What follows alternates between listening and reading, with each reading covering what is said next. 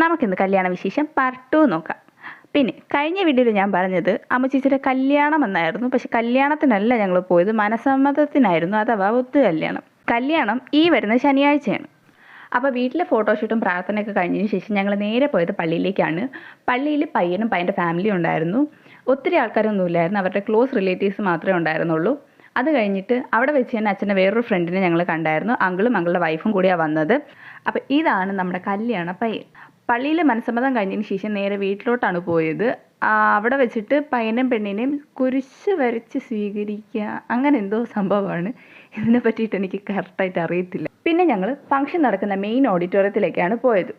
ഒന്നും പറയാനില്ല, അവിടുത്തെ ആംബിയൻസും ഡെക്കറേഷൻസും എല്ലാം അടിപൊളിയായിരുന്നു. ഒരു രക്ഷയില്ലായിരുന്നു. ഞങ്ങൾക്ക് എല്ലാവർക്കും അതുപോലെ തന്നെ ഭയങ്കരമായിട്ട് ഇഷ്ടപ്പെട്ടു. ഇനി ഹാളിൻ്റെ അകത്തേക്ക് കയറുമ്പോൾ എൻട്രൻസ് ഭാഗത്ത് ഇവർ രണ്ടുപേരുടെ സേവ് ദ ഡേറ്റിൻ്റെ ഫോട്ടോസ് പ്ലേ ചെയ്യുന്നുണ്ടായിരുന്നു. ഇവർ രണ്ടുപേരും വർക്ക് ചെയ്യുന്നത് കാനഡയിലാണ്.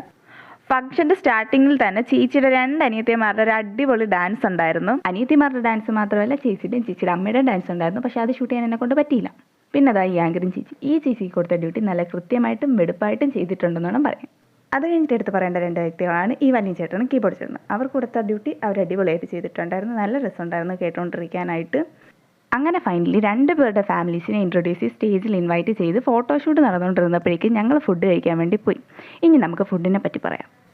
സ്റ്റാർട്ടേഴ്സായിട്ട് നമുക്ക് ജ്യൂസിൽ നിന്ന് തന്നെ തുടങ്ങാം. ജ്യൂസിൻ്റെ ഒരുപാട് വെറൈറ്റീസ് ഉണ്ടായിരുന്നു, ലൈം, മാംഗോ, അങ്ങനെ ഒത്തിരി ടൈപ്സ്. ഞാൻ അതിൽ നിന്ന് വാട്ടർമെലൺ എടുത്തത്. അത് കഴിഞ്ഞിട്ട് സ്റ്റാർട്ടേഴ്സിൻ്റെ സ്നാക്സിൻ്റെ ഭാഗത്തോട്ട് പോയപ്പോൾ അവിടെ നിന്ന് ചിക്കൻ നഗറ്റ്സും ഫ്രൈസും പിന്നെ ഒരു കുട്ടി സമൂസയും സോസും ചേർത്ത് സ്നാക്സ് കഴിച്ചതിന് ശേഷം മെയിൻ കോഴ്സിൻ്റെ പോകുന്ന ഭാഗത്തേക്കാണ് ഈ സ്കൂട്ടിയും ഈ ടെലിഫോൺ ബൂത്തും അവരൊരു ഫോട്ടോജനിക് ഏരിയ ആയിട്ട് വെച്ചിട്ടുണ്ടായിരുന്നു. അതുപോലെ തന്നെ വെഡ്ഡിങ്ങിൻ്റെ 2 കോർഡിനേറ്റേഴ്സ് അവിടെ നിൽപ്പുണ്ടായിരുന്നു ഫോട്ടോ എടുത്തു കൊടുക്കാനായിട്ട്. ഇനി നമുക്ക് മെയിൻ കോഴ്സിലേക്ക് പോകാം. കഴിക്കാനും അത്യാവശ്യം നല്ല ആംബിയൻസ് വേണം എന്ന് പറയുന്നത് പോലെ തന്നെ ഫുഡ് സെർവ് ചെയ്യുന്നിടത്തും അവർ നല്ലൊരു ആംബിയൻസ് തന്നെ സെറ്റ് ചെയ്തിട്ടുണ്ടായിരുന്നു.